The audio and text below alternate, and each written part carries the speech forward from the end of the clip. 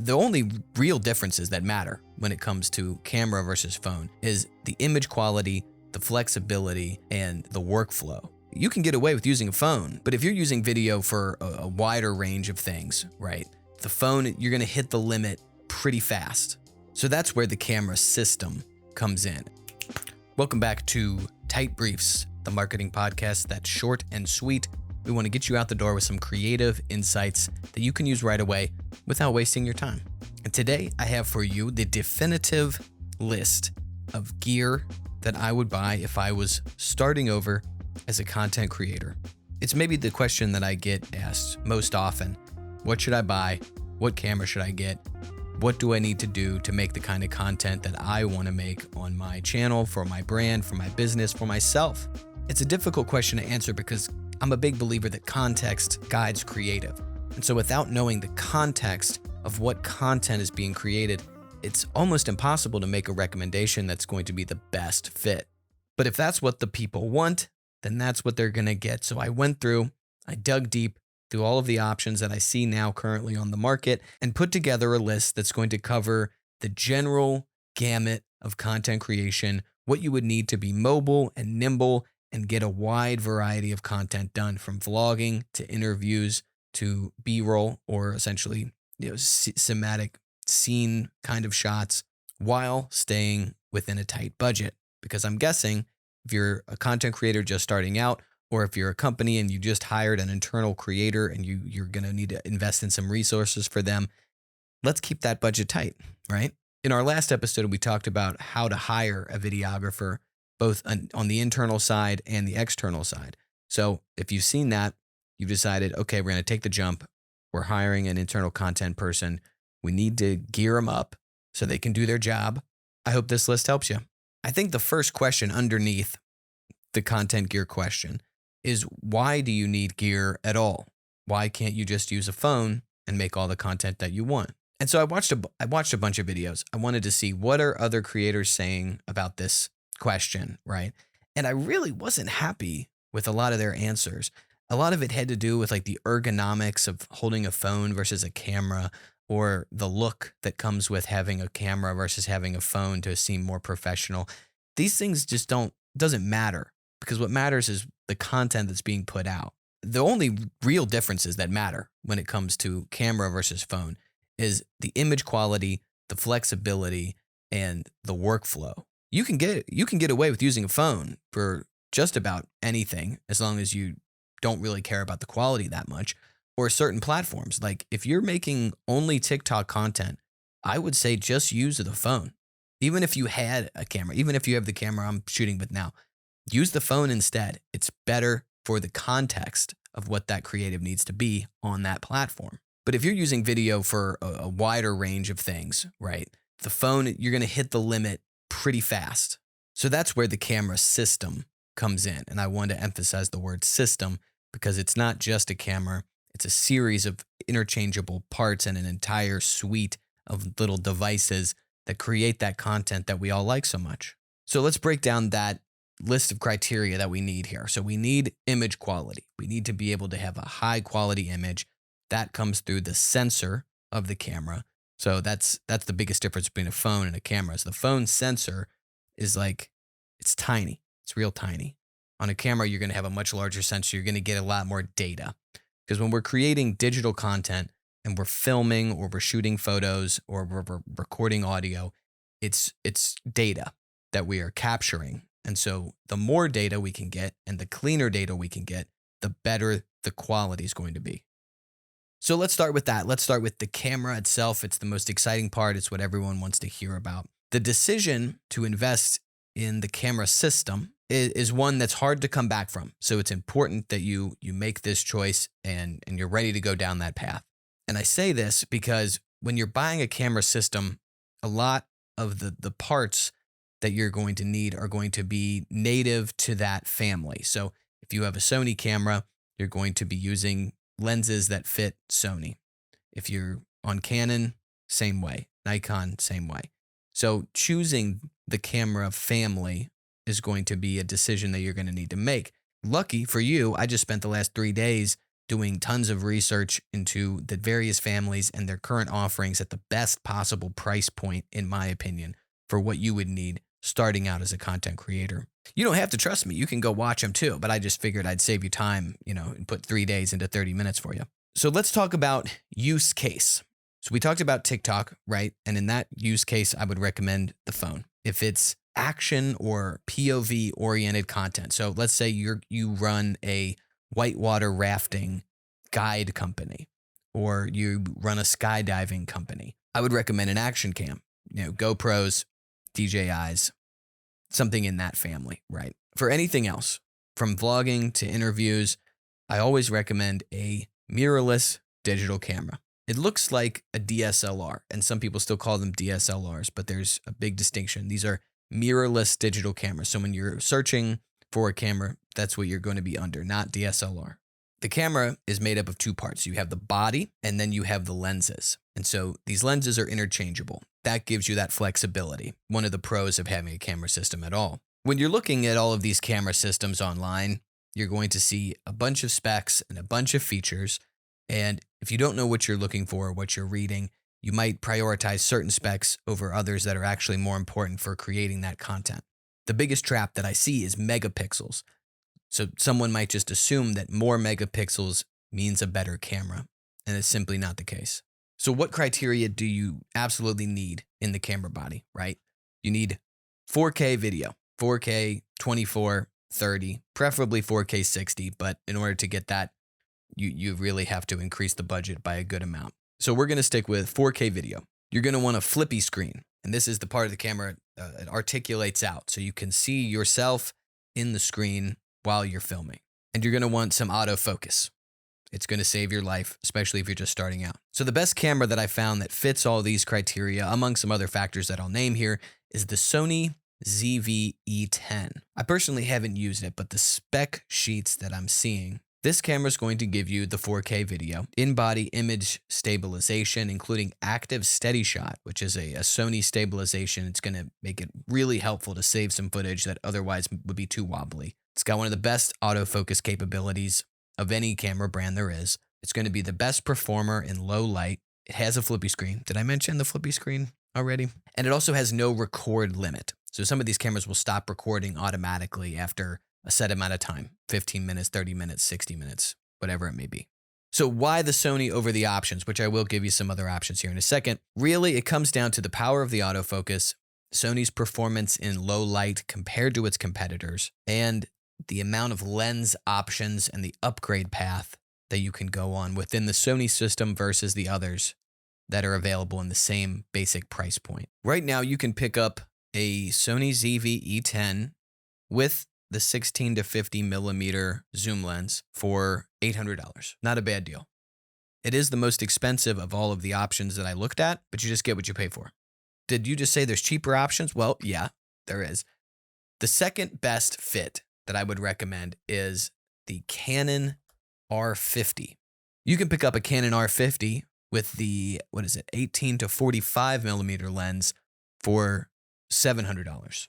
So why not the Canon then? It has the 4K video, it has the flippy screen, it has autofocus, and it's really good autofocus. It was a tough choice. They're really neck and neck, and this could be something that you choose on your own. But the Canon does not perform as well in low light scenarios. When you think low light, you might think total darkness, but what you need to understand is the amount of light that is needed for video is a lot more than just regular light. Even regular lights, ambient lights in offices or buildings, are not going to be enough light to shoot video or photo. If you're shooting outside only in sunlight, that won't be a problem. In fact, you'll have the opposite problem and you'll have too much light. The Canon R50 also doesn't have a headphone jack, so you can't monitor audio directly off of the camera, which is really neither here nor there. But after the low light performance, the other reason I couldn't recommend this over the Sony ZV-E10 are the lens options. The kit lens that comes with the R50 is an 18 to 45 versus the Sony's 16 to 50. So you're getting a much wider range. 16 millimeter bare minimum. For vlogging, anything up close and pseudo handheld, you can't get away with more than a 16 for something like that. If anything, you want lower numbers, 12s, 10s. The one reason I would recommend the R50 over the Sony is if you are shooting photo and video outdoor in the sunlight a lot, because the R50 has an EVF, an electronic viewfinder. So you can put the cup up to your eye, block out all of the ambient light, and see what you're shooting. The Sony does not have that. You have to use the back monitor. Most situations, not an issue. But in that scenario, you might run into some problems trying to use a monitor only to shoot photo or video outside. Those are the two best options in my opinion. There's plenty of others in that same bracket of quality and price point. The Nikon Z30, the Lumix G85. The cheapest option that you'll find, at least that I could find, is the Canon R100. Now this does get you into Canon's RF mount lens line, but the quality of video that I saw is not going to be usable. You're better off with a phone at that point. And if anything makes it better off to use the phone, it's not worth the investment. Both of those camera options that I listed come with lenses, but that's not always the case. You might find a great deal on a used camera body, but it has no lenses. So what do? Lenses come in two forms. You have zoom lenses and you have fixed lenses, also called prime lenses. A zoom lens is exactly that. It allows you to zoom across a variety of focal lengths, whereas the fixed lens is stuck at one specific focal length. So if you find a great deal on a body and you're looking for a lens, I would recommend a zoom lens. And the millimeters really all depend on use case. I would take a Google, take a YouTube trip, search in that exact lens and see what kind of content's being produced with it. So you've got a camera. Congratulations, you've made the big step. Now we have to make sure it works. So with that camera, you're going to need an SD card and you're going to need a battery. A battery is going to come with the camera, but you're going to want an extra battery. You may also need a camera strap, and I highly recommend you get a cage for your camera. This is important not only to protect the camera itself, you always want to protect your investments, but it's going to provide you with a variety of mounting options. It's going to make the job of kitting out your camera for whatever use case you're going for a lot easier. I know you think you probably don't need to add that extra bit of budget on there, but I personally would never buy a camera and not a cage for it, no matter what it was. You're going to want a tripod to go with this camera, preferably a travel-sized tripod, something easy to break down and move, because you're going to be moving a lot as a mobile early content creator. You should also get a camera bag. You're going to have a lot of stuff. You want to keep it safe and all together in one place. You could just use a backpack, but everything's kind of flopping around. Go ahead, just get yourself a camera bag with the padded slots for your lenses, your bodies, your batteries, and everything else. Camera, covered. Done there. If you're mainly shooting photo, you can skip to the lighting section, but if you're doing video, we need to have an audio solution. The microphones inside of a camera body are not an appropriate audio solution. It's just not going to work. You might as well go back to the phone. It's important to have those mics because you're going to be syncing up audio later, but you're going to want an audio solution. The first thing I see creators gravitate towards is the shotgun mic. Little fuzzy mic on top of the camera. It's almost like a meme. And if you're only doing vlogs, specifically handheld vlogs, you can get away with a shotgun mic. But if you're doing any other kinds of content, you're not going to get away with a shotgun mic. For pure versatility, I recommend investing in the Zoom H4n recorder. Not only does this recorder have mics built into it, so you can hand it to someone, you can mount it to the camera, you can move it around the room. It also has a variety of mic inputs. So whether you're hooking up a lav mic, a mic like this, anything that's going to be XLR, 1/4 inch or 1/8 inch, it's compatible with this recorder. So you can set up a variety of different things. You could record a podcast with the H4n. And for the price point, I really think it's unbeatable for the amount of flexibility that it offers. The next part of our kit is the lighting. So photographers, welcome back. You are welcome here. Lighting is your essential ingredient to making your video look high quality. In fact, when most people are looking at video, they're saying, wow, that camera is so good. When really, it's just the lighting that's that good. And cinematographers, real filmmakers, they spend much more time figuring out the lighting than they do setting up a camera.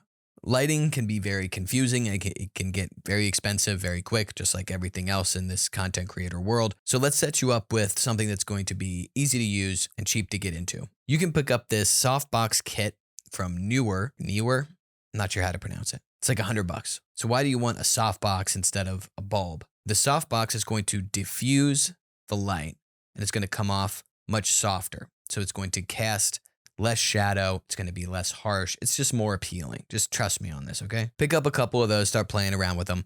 But for the more mobile types, I recommend the SmallRig P96. This is a battery-powered on-camera light. Mount this right next to the microphone or whatever you're running. You got a cage now, so it can go anywhere you want. This is going to give you a nice amount of light no matter where you are. If you were covering a live event or a concert, or you are just in a place that's too small to set up your entire softbox kit, or maybe you didn't bring the softbox kit with you, you can now get usable light at the flick of a switch. Even if you get the softboxes, also get the P96.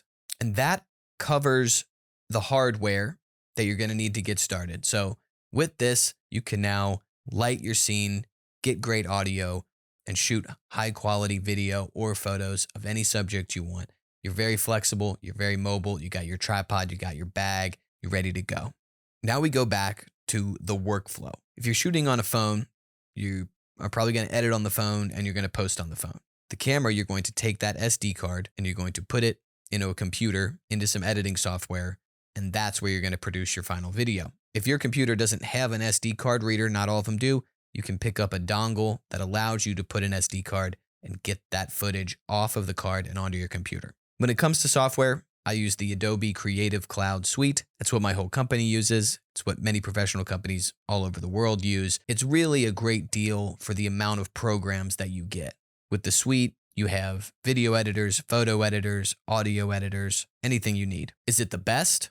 I don't know, man. At that point, it's really a question of use case once again. But for the price tag of around, I think it's $60 or $70 a month, you have access to prime time tools that are not going to let you down, especially when you're just starting in content creation. There are some less expensive and some even free options out there as well. If you run in Mac, iMovie, I think that comes on Mac still. If it doesn't, I'm sure it's like a free download. I used iMovie for years. I'm sure it's still good enough to get the job done. You also have Filmora, which I believe is free, or at least free to try, or there's a free version. Lightworks is another free video editor. And there's a bunch of options, right? You can look, like, there's so many video editor software standalone programs out there. Every one of them is going to have their own learning curve. So you can't just jump into a new program right away and start using it. There's going to be some time to learn where the tools are, learn how things manipulate other things, how to get those prime export settings, all the little doohickeys that go along with being an editor. But that's the end of the workflow process. Now that you've captured your content, your video, your photo, you brought your audio in with it into your editor, you created your piece, maybe you add some titles and effects and transitions to it. Now you have a great piece of content, and you can be confident knowing that you used prime tools to get it done. Compared to your phone, I think you're going to be blown away. There is some more work in the process, right?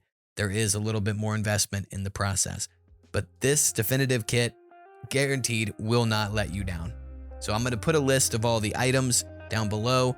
We'll probably create a list that goes out on tight briefs. So this is an internal creator toolkit or a standalone freelancer just getting their start. I was going to say something else, but just getting their start into it.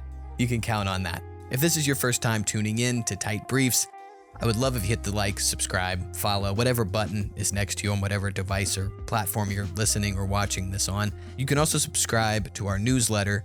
I'll drop the link in the description below. Weekly creative marketing content right to your inbox. You know how it goes. I'll see you next time.